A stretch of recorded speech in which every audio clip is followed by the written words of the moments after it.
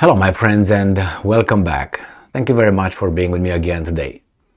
I have here already a very short video that I just cropped, or I'm just gonna use about maybe 30 seconds from an interview with psychologist Jordan Peterson that I admire, and this weasel from BBC Hardtalk.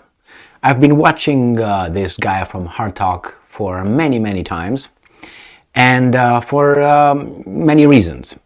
I view life as a war, as a fight. A fight for survival and a fight to become better, to understand, to increase, to improve your abilities and have a better life, whatever better might be for each of us. So I see life as a training ground as well. That is, we learn from through various methods how to win in this life, how to improve, not to lose, not to be squashed, how to survive, how to win stuff, whatever they might be. The first training that we get should be from our parents. I'm not talking about instinctual training that is passed through genes or instinctual, No, I'm not talking about that. Active training, conscious training, comes from parents. Then it comes from school, then it comes from you.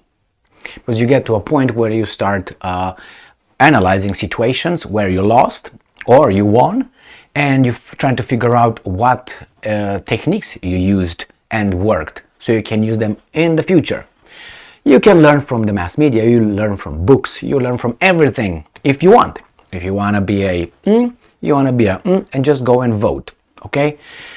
So, with that being said, I watched a lot of interviews because of personal interest, curiosity, the need to understand certain things, and especially to learn how to deal with interviewers, weasel interviewers, that is trying to figure out what their techniques are.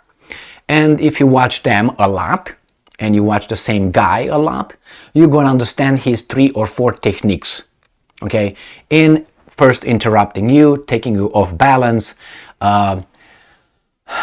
bringing in the conversation almost truths, and use them as truths, attribute certain kind of statements to you, that you don't remember if you really said that in that context or not. You have to remember the context. Basically, they try to destroy your reputation.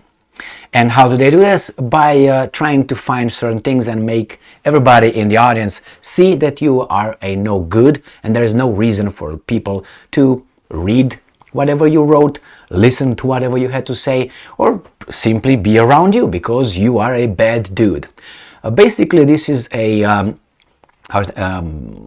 ethical or moral, I would say intellectual, quote-unquote, assassination. This is what they try to do. To destroy you, they don't come to analyze your thoughts. They try to show the audience that you're no good.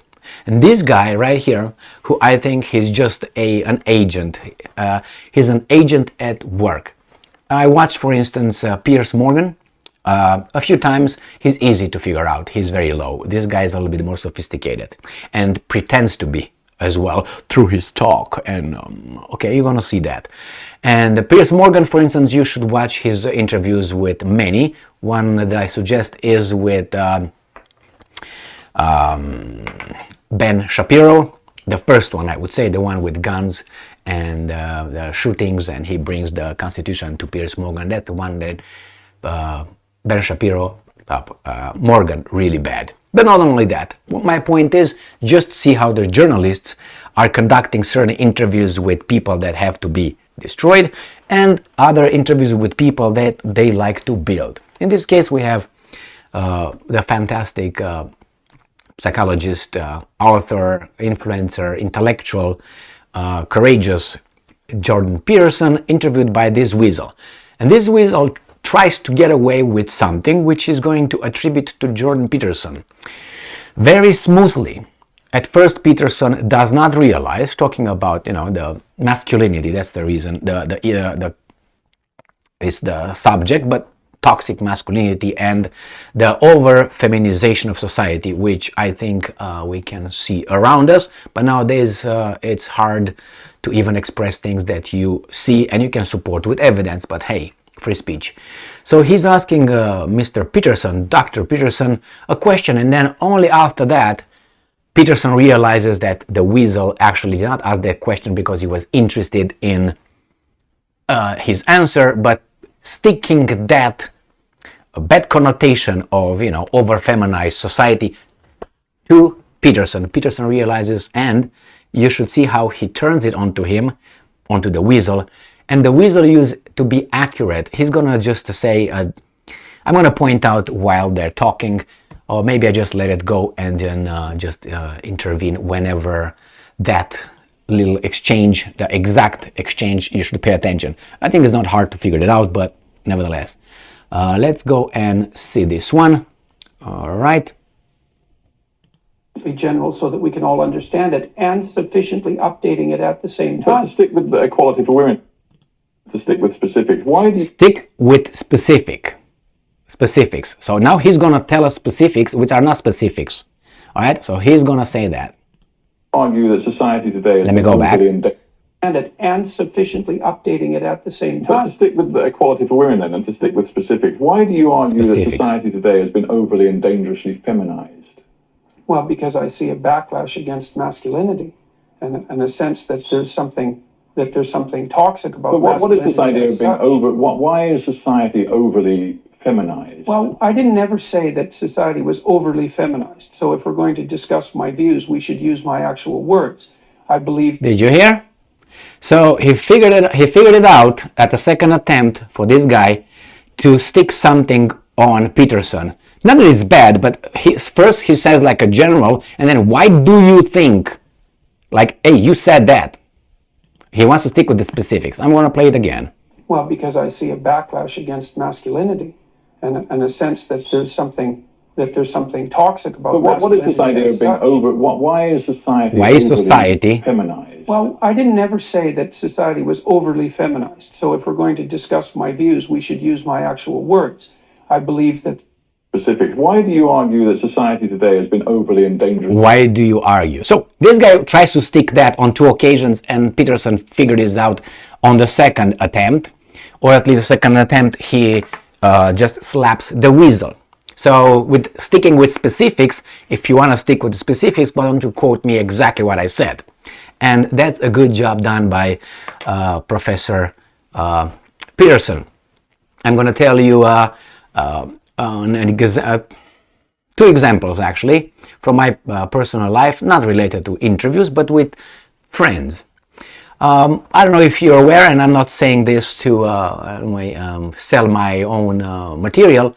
I wrote 3 books, and they're on Amazon. And I expected, in my definition of friend or friendship, that my friends would be interested to see what I say in those books. And some of my friends bought my books. I bought some of them, my books for them to read. So some of them bought them without telling me, and some of them, because I don't go and advertise, hey, you know what, I wrote 3 books, why don't you go and pay $4 for each book. So for some, I gave them, some of them paid for them. And I was on 3 friends, on 2 occasions, 2 and 1, friends. Started talking about the subject of one of my books, which is religion, is the nature of God. And I was just pointing out from the Old Testament and the New Testament. Actually, the books are only on the Old Testament at this point. I still have to write the last one on New Testament. I was just pointing out to the other side of the nature of the Christian, Judeo-Christian God, Yahweh. Some side that they don't like, but they hide. It's there. And these 3 people are very, very, how should I put it, religious in their statements, not in their lives. Okay, I know them very well, right? I'm not going to give them the name, obviously. And they started attacking me. What can I possibly write about this and that, since God is so fantastic and so great and so on? And attacking my reputation or my ability without even reading what I said, what I wrote in those books. So I asked them to, in one conversation and one another, I said, did you read what I wrote over there? And they didn't. None of these friends of mine read what I wrote. And I said, how can you possibly analyze something you didn't read?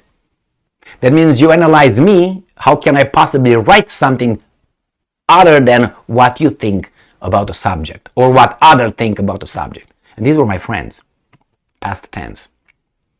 Okay, so you have to pay attention sometimes when you have people like this weasel saying certain things that not there, but he tries to stick certain things to you.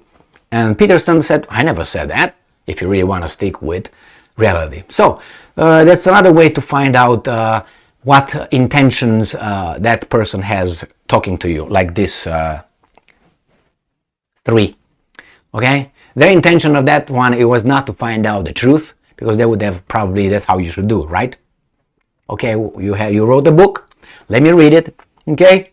All right, and I say, well, okay, let's discuss this, I have a question here, that's how a friend would talk. Hey, I don't understand this, or I think something else about this, how did you reach this conclusion? I disagree with this one, I think this one you didn't, but you have to bring arguments. Hey, I think this is wrong because of this, but first you have to read it. So the same here, the guy comes with that. I don't think that's Peterson's friend, but nevertheless, very interesting. And I will keep making this kind of videos where I will expose these weasels in their interviews with many, many intellectuals, leaders, people that they don't like and they want to, how do you call that, intellectually and morally assassinate, if you know what I mean, in that kind of way. They want to destroy the reputation, basically, or they want to show us how stupid they are and they should not be taken seriously. That's basically the whole thing over there. The whole video, if you go and look at it, that guy in the Hardtalk, he doesn't want to find out really what Peterson thinks. No, he just tries, it's like a gotcha thing. I get you here, I get you here, I get you here. Only like that. It's not something like, hey, I throw a ball in the air and say, hey, I don't understand this. Tell us about this. What do you think? No, it's like interrupting over and over and trying to get him to make a mistake or appear stupid. No? It was not like controversial things. Just watch it if you want on your own. Thank you very much for being with me again today. Stay strong, stay smart. Look for the friends, yeah. Stay strong, stay smart, look for the truth, and be just, my friends. I'm losing my mind with these guys.